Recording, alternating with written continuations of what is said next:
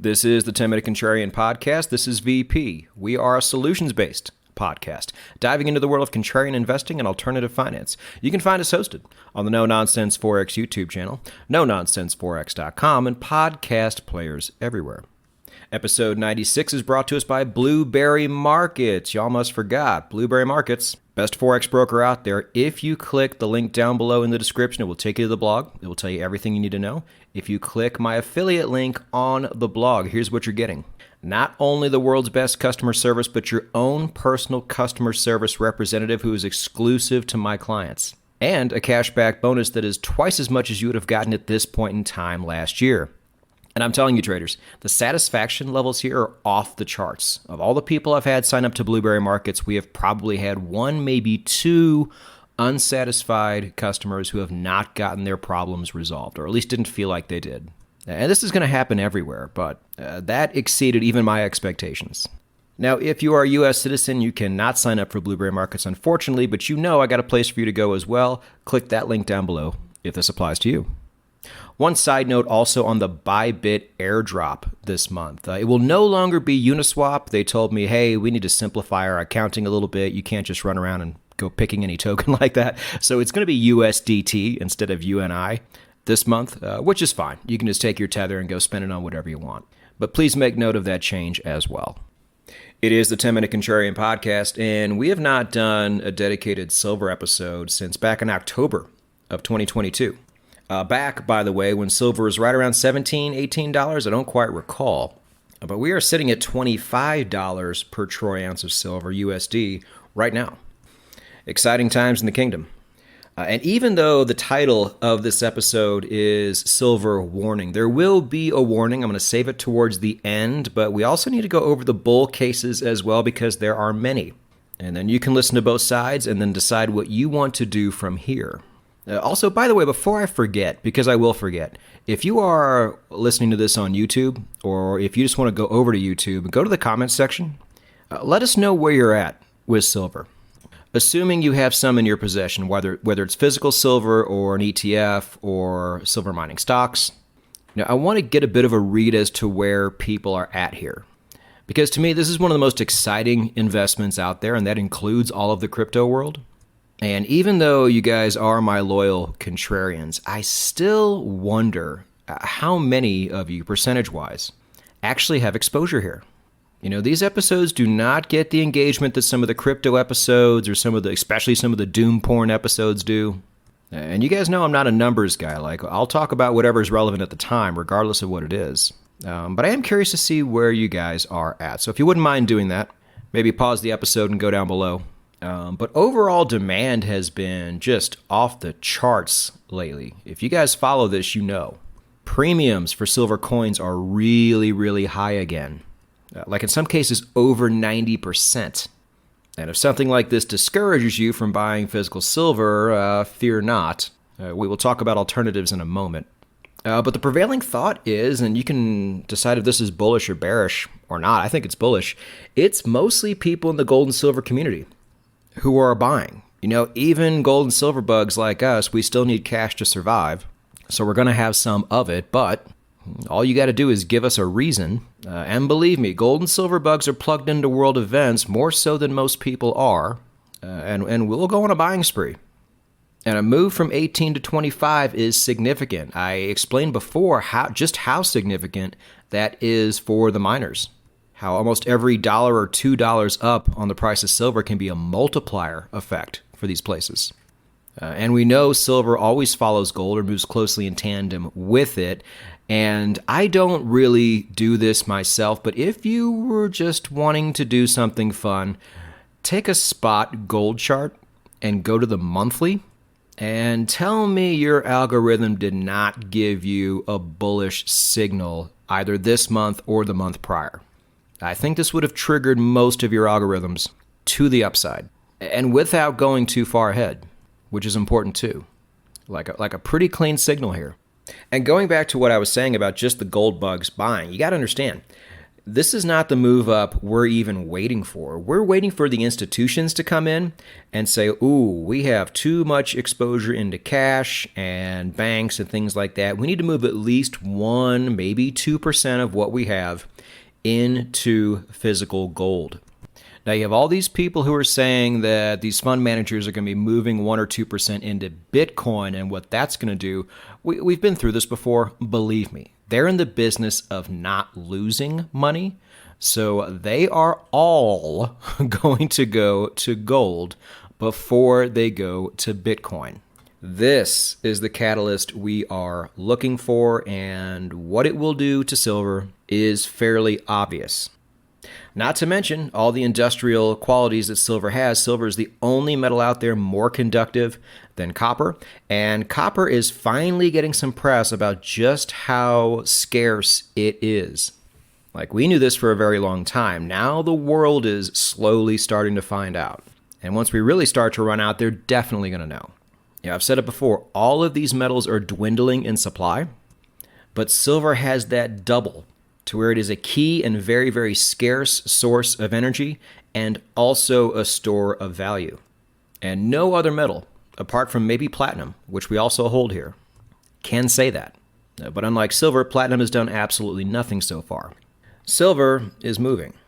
And also for perspective, this time is different. So at the 2011 high of silver, you were looking right around $48.50, give or take. And we're sitting at about $25 now. So not quite half, but close enough to it, right? If you look at the silver miners, and I've always said the cheapest silver is in the ground. You want to get a discount, you want to avoid premiums, you got to take a little bit more risk, so this is where I go. Now, if you take the SIL, the Global X Silver Miners ETF, which are going to be typically your top producers, so out of the silver mining stocks, these will be your most safe.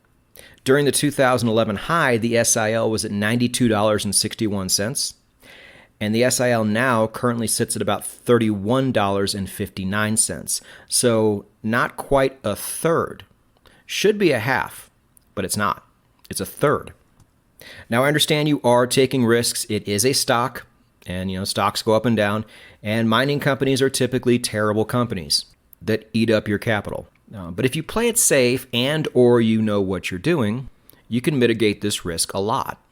And I already have my safety play by holding physical gold. I don't need to do the same thing with silver. Or do I? More on that in a minute.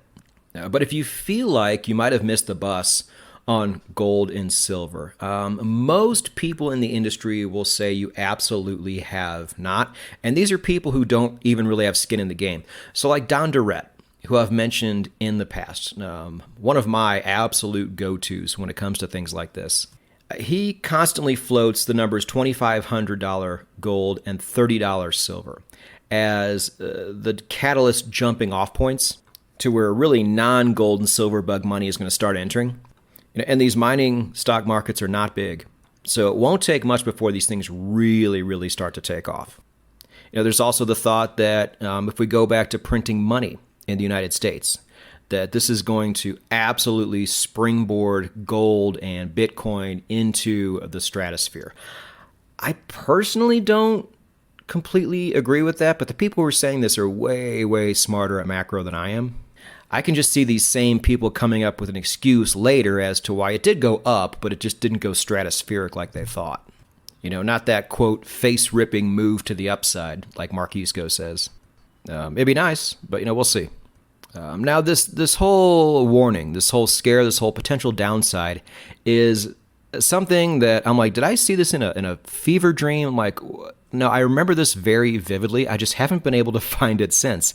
But there was a story that came out early this week on Twitter, and I was dumb enough not to save it because I was sure there would be follow-up stories to this or more people posting this, but it never happened. It came from a credible source, somebody I actually follow, not some rando, that Luis Obrador, Mexico's president, was seriously considering nationalizing their silver mines. And for those of you who don't know, the highest concentration of silver in the world is in Mexico. If you have silver mining stocks right now, go check your portfolio and find out how many of those stocks have Mexican exposure. Chances are it's going to be a lot of them, possibly all of them, and that exposure in Mexico is going to be higher than you probably wanted. But in many ways, that's just the cards that were dealt when it comes to silver mining stocks. Now, I had not seen that story since. I could not find a similar story on Google, on YouTube, nowhere. But I remember what I saw. And look, this is not, if you had that much of the world's silver in one country, why would you not make this move? Keep in mind, Mexico has already nationalized their oil industry. And every time they do this, it's a grand failure for the actual companies, but they still do it. They've done it with oil, and they just recently did it with lithium. Mexico doesn't even have a lot of lithium, but they did it anyway. Imagine the trump card they hold by having such an abnormally high concentration of the world's silver, a metal everybody is going to want and a metal everybody is going to need. So even if I was on LSD at the time and this whole thing got dreamt up, still be very careful and very vigilant if you have exposure here. I have a lot of it. And I'm someone who actually pays attention to diversification of where my jurisdictions are. But with silver, you just can't escape it. My two main positions have a lot of it. My ETF has a lot of it. My junior holding has less of it, but that's one holding and it's a junior. This is very serious stuff. So what I want you to do here is, one, maybe don't fear Mexican exposure so much, but because you're really limiting your options here. Like if you really were to look at it, your other top choices are basket cases like Peru and China. And you do have U.S.-specific stocks out there, but they're very small. So you're having to take on that risk as well. Now, if you subscribe to Don Durette's service, which is still only about $120 a year, you can easily go to his database and search out stocks that don't have Mexican exposure or who have decreased Mexican exposure. Or you can simply hold physical. Now, like I said, premiums are out the roof. That's true. But we talked about before the PSLV ETF, which isn't even an ETF. I think it's an ETN because it's more of a trust, which is good because they actually have the silver. And you will almost be paying far, far less of a premium by going the paper route. Now, some people are very hardcore, religious, and will not go this route. That's fine. We're not talking to you. I'm simply providing alternate options here for people who want exposure without the risk, or at least with far less of it. To date, there is not a really good digital option that I know of. They do exist, but they're small, and it's not always direct exposure. You have to do a little bit of research here as well. But my preferred way by far is still stocks. I am not doing anything with the Mexican exposure that I have, but I am ready to move, and I know where I am going to move if something were to happen. And this is the message I'm trying to pass on to you. You can either de-risk yourself now, or you can simply have a plan in place if things were to happen to the downside. You're going to lose some money because you won't be the first one to move. But if you can be in that first 10% of silver mining stock holders to make a move, you're probably going to be okay. So you can move into cash, you can move into physical silver if you want to keep your exposure however you want to play it. Remember, none of this is financial advice. I simply point things out and give you options. And by the way, if anybody does come across this story, put it down below in the comments section as well. I looked all morning and I could not find anything. But again, Mexico has a history of doing things like this, and they are absolutely in the catbird seat when it comes to silver. And this is a powerful card they hold in their hand. But for all of you silver mining stock holders out there, there is reason to be excited, but also reasons to be very cautious and alert. Because the way we survive and not only stay afloat, but survive and prosper and end up on the correct side of the great wealth transfer is by being a little bit crazy, but also making sure, good or bad, that we're more than just a little bit early.